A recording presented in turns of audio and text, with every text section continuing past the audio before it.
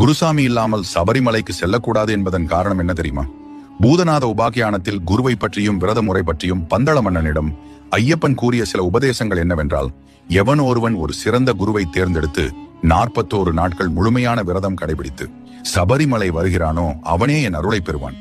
அப்படி இல்லாதவர்கள் காசு இல்லாமல் சென்று கடைவீதியை பார்த்துவிட்டு வருபவர்கள் போலத்தான். குரு இல்லாமல் கிடைக்கும் எந்த வித்தியையும் கர்ப்பத்திலேயே அழிந்திடும் கருவை போன்றது. தக்ஷனை எதிர்பாராது சிஷியனின் துயரத்தை போக்கும் குருவினை காண்பது அரிது. அதே போல குருவை உதாசீனம் செய்யாமல் குருவின் உபதேசத்தை கேட்டு நடப்பவர்களுக்கு முழு பலனும் கிடைக்கும். எந்தவித பிரதிபலனும் எதிர்பார்க்காமல் என்னிடத்தில் பக்தி கொண்டவனுக்கு நானே குருவாகவும் நானே கடவுளாகவும் விளங்குகிறேன் என்று தர்மசாஸ்தா தன் பக்தர்களுக்கு உபதேசித்துள்ளார்.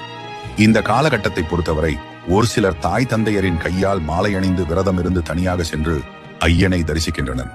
எதுவாக இருந்தாலும் முறையாக விரதம் காத்து மலைக்கு சென்று ஐயப்பனின்